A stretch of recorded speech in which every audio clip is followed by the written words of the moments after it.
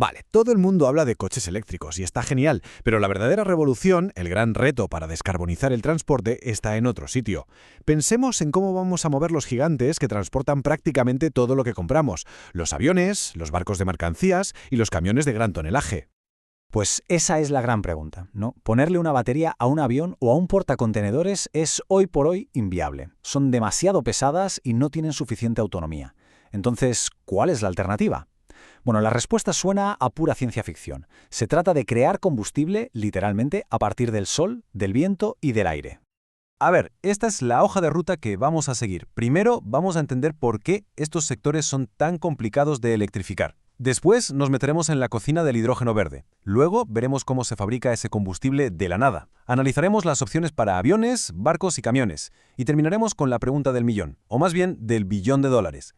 Para poder comparar las cosas bien, no vale con mirar solo lo que sale por el tubo de escape, o si no hay tubo de escape. Necesitamos tener la foto completa, desde el principio hasta el final. Y para eso se usa una metodología que se llama análisis well-to-wheel. Well to wheel significa literalmente del pozo a la rueda, y lo que hace es analizar todo el ciclo de vida de la energía, o sea, desde que se genera la electricidad en un parque eólico, por ejemplo, hasta que esa energía hace que la rueda del vehículo gire. Es la única manera de comparar de forma justa una batería con el hidrógeno o con un e-combustible. Vale, pues el punto de partida de todo este universo de combustibles sintéticos, el ingrediente fundamental es el hidrógeno verde. Lo primero de todo, la base es generar electricidad de fuentes renovables y sobre todo que sea muy barata. Estamos hablando de enormes plantas solares en zonas de mucha insolación o de gigantescos parques eólicos marinos. Esta energía limpia es la materia prima esencial de todo el proceso. ¿Y con esa electricidad qué hacemos? Pues la usamos en un proceso que se llama electrólisis. Es bastante sencillo de entender. Cogemos agua, H2O, y le metemos esa electricidad limpia a través de un aparato llamado electrolizador. La electricidad actúa como unas tijeras moleculares, rompiendo el agua en sus dos componentes. Por un lado, oxígeno, y por el otro, hidrógeno. Como hemos usado energía renovable, a ese hidrógeno lo llamamos hidrógeno verde. Y aquí viene lo interesante. Fijaos en los costes a día de hoy. Más de la mitad del coste de producir hidrógeno verde no viene de la electricidad, sino del CAPEX, es decir, de lo que cuesta construir la propia planta, los electrolizadores. Montar la fábrica, por así decirlo, es lo más caro ahora mismo. Pero ojo, mirad cómo será la vuelta a la tortilla para 2050.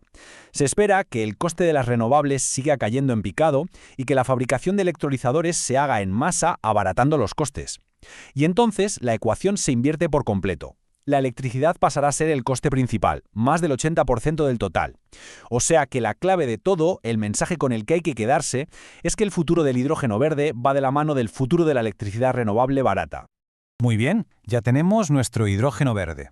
¿Y ahora qué? Podríamos usarlo directamente en un vehículo de pila de combustible. O podemos dar un paso más y fabricar combustibles líquidos sintéticos que los motores de hoy en día ya saben cómo usar. Y eso es la síntesis de e-combustibles. Para pasar de hidrógeno a algo como, no sé, e-queroseno para un avión, necesitamos otro ingrediente, carbono. ¿Y de dónde lo sacamos de forma sostenible? Pues del aire.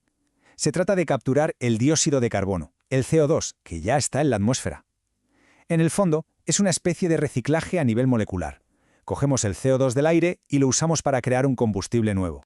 Y para capturar ese CO2, básicamente hay dos caminos principales. Uno es BCC, que lo captura del humo que se produce al usar biomasa.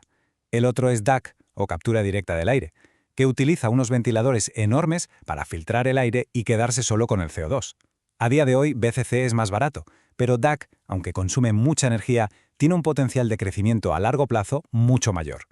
Y aquí llegamos a un punto que es crucial. Fabricar estos combustibles tiene un peaje energético y no es pequeño. Este diagrama lo muestra perfectamente para el caso del i-metanol. Para que nos hagamos una idea, por cada unidad de energía que metemos en el depósito, hemos tenido que gastar más del doble en electricidad renovable para producirla.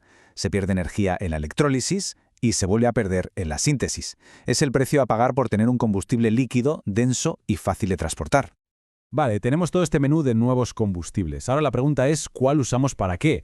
Porque claro, no es lo mismo un avión que un barco o un camión. Para los aviones, en teoría, la cosa parece sencilla. Podemos fabricar queroseno, que es químicamente idéntico al queroseno actual. Los aviones y los aeropuertos no necesitarían casi ninguna adaptación. Pero, y es un pero enorme, como se ve en el gráfico, el precio es el problema. Incluso con las proyecciones más optimistas, va a ser mucho más caro. Este es el gran desafío para la aviación sostenible.